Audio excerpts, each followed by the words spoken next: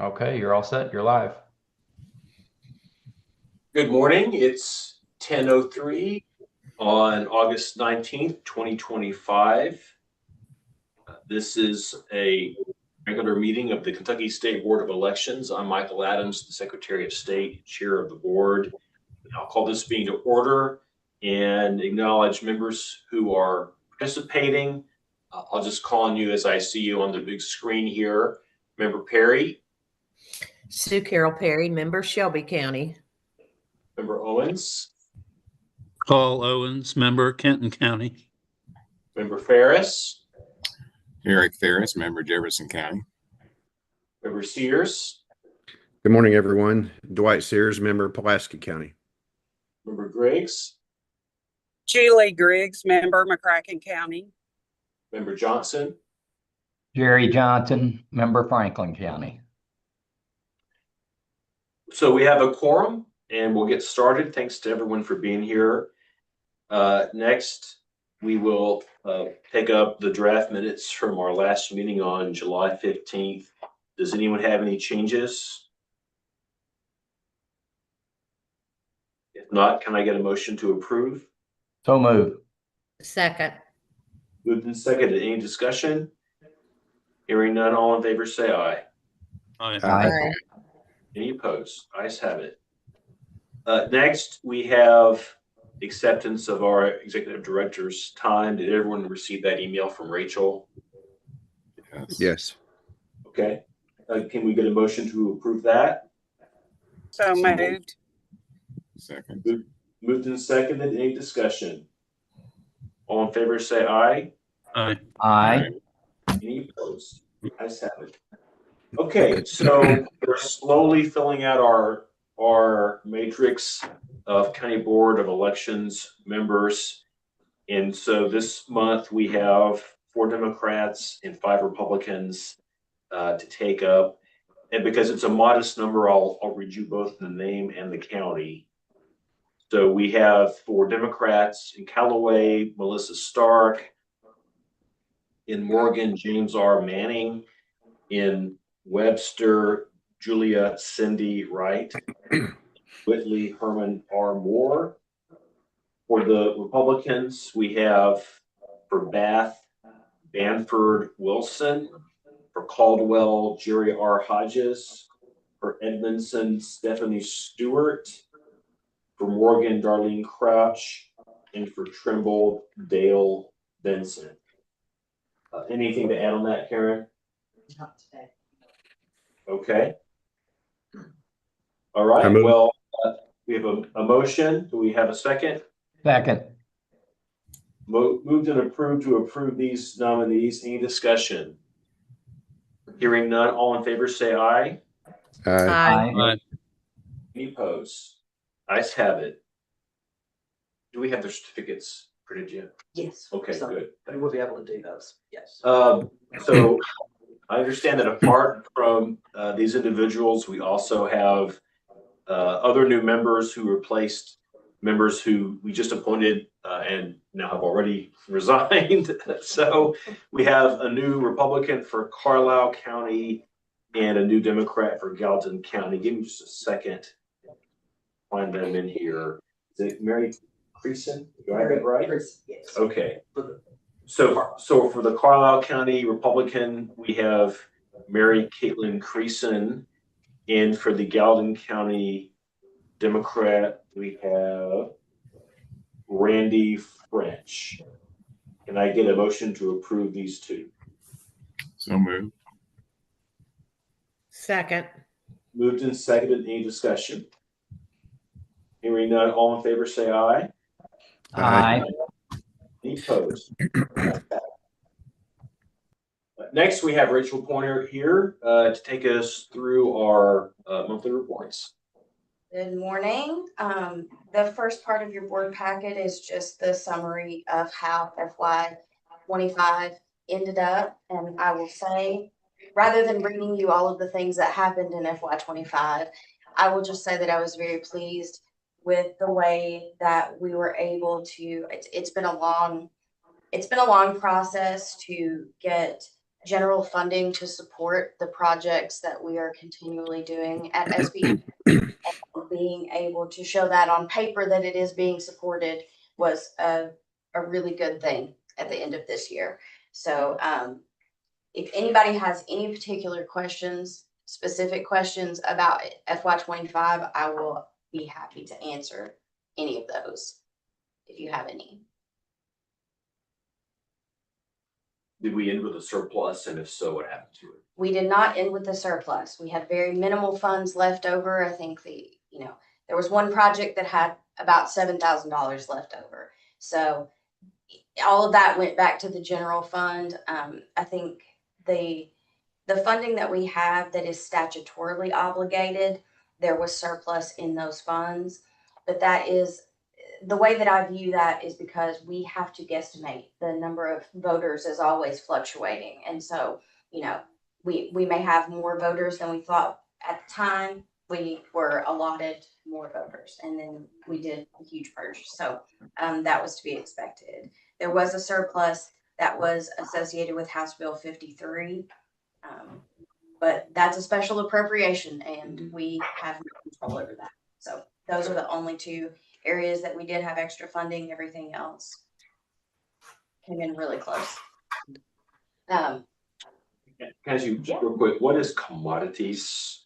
There was a June commodities charge for 148,000.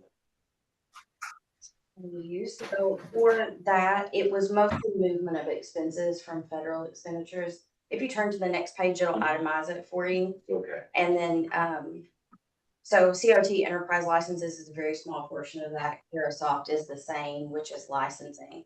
And then that's where we move those particular expenses that are listed that are eligible for federal. So we move those off onto general, because with the amount of federal funding decreasing steadily, then we need to be able to support it with general funds.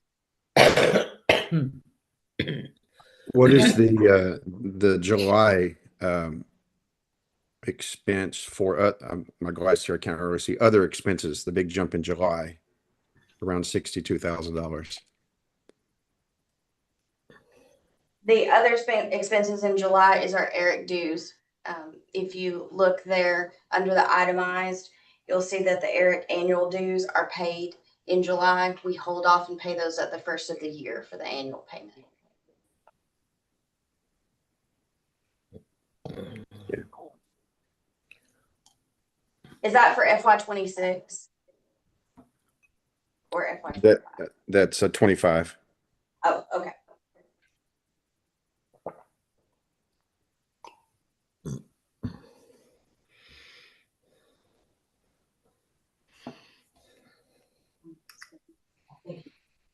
I think you said July 1st. Yeah, it's right here. It's On the first sheet. Oh, okay. the July.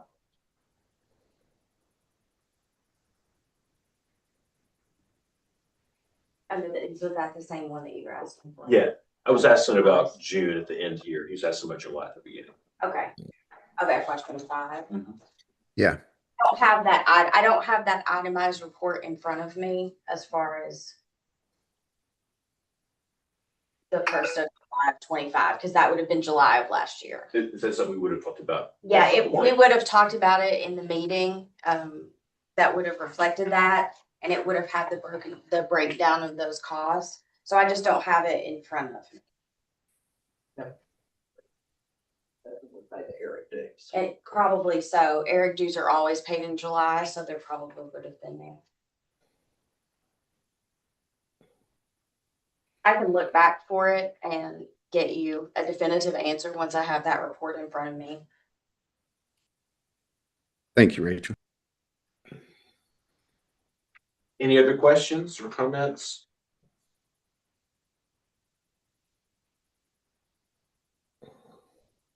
If not, can we get a motion to approve the reports? So move. Second. Moved and seconded. Any discussion? Hearing none, all in favor say aye. Aye. Aye. Ayes have it. Thank you, Rachel. Before I move on to Karen, I forgot something a minute ago. We don't have to vote on it. I just want to alert the members Karen pointed out to me as I was sitting down this morning that KRS 117.035 subsection D5 says this: if the State Board of Elections does not receive a list from either the County Executive Committee or the Chair of the State Executive Committee, then the State Board of Elections shall appoint a qualified resident from the county at its next regularly scheduled meeting in September. We're gonna a little time left, but we're getting pretty close. If we don't get nominations for these County Board of Elections positions, I think we're 40 short. Is that right? About 40. We're about 40 short, so we got a little time left, but if we don't get those from our political parties, then we're going to have to move on our own, unfortunately. And with that, I'll turn it over to Karen. Thank you, Mr. Chairman.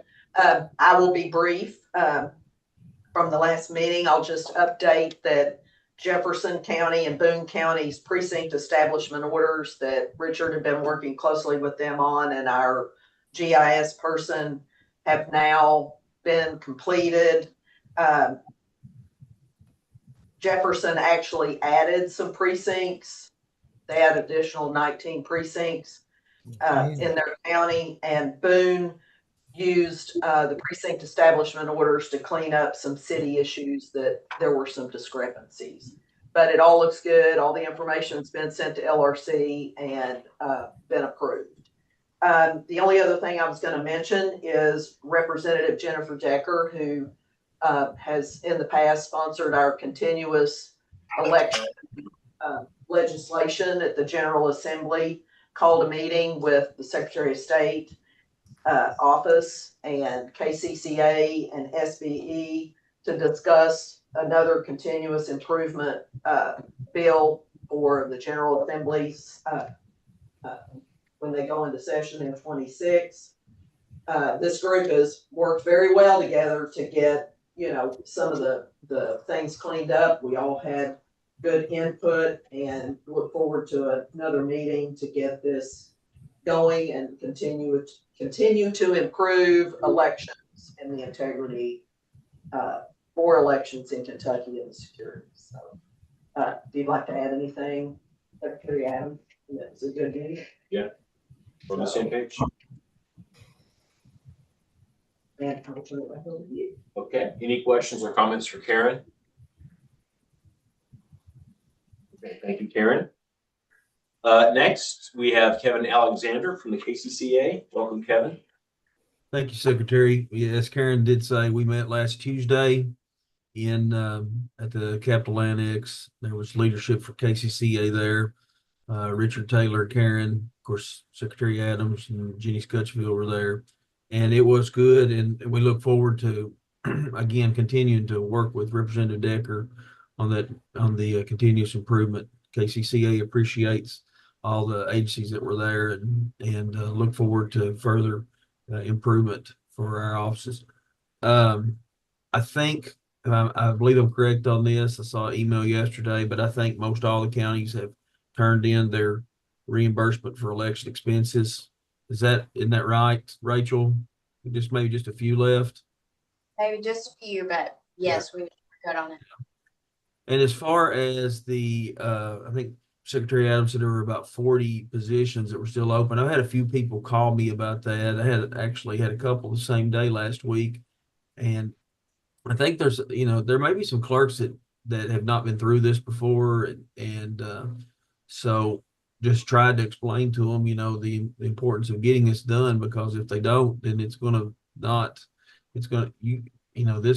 will have to actually step in and help get that done.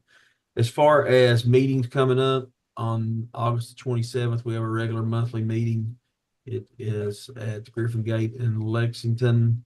And I think the normal time for State Board of Elections is at 3, and they'll be on at that time. But at 1 o'clock that afternoon, we're going to have Carmine Acarino and Ben Chandler is going to actually speak to us. It's a section about AG opinions.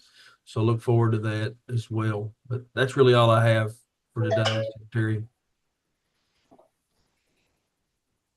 Okay. Any questions or comments for Kevin? Okay, thank you, Kevin. Thank you. So we need to take a closed session to discuss pending litigation and security. As I always do, I'll jump ahead first. Do we have any other business before the board today? I don't think that we do. In which case, we'll go into the closed session, and then when we come out, all we'll do is confirm our meeting date. Although I think we're not ready to confirm our meeting date either. So as the board knows, I have a conflict. So we're going to potentially adjust that. So I'm going to mark off number 11 and number 10. We will go into closed session, and when we come out, we'll just adjourn. And of course, we'll separately determine when we meet again in September. I know we do need to meet in September. Can I get a motion to go into closed session to discuss pending litigation and security? So So moved. Move. Second. Moved and seconded. Any discussion? All in favor, say aye.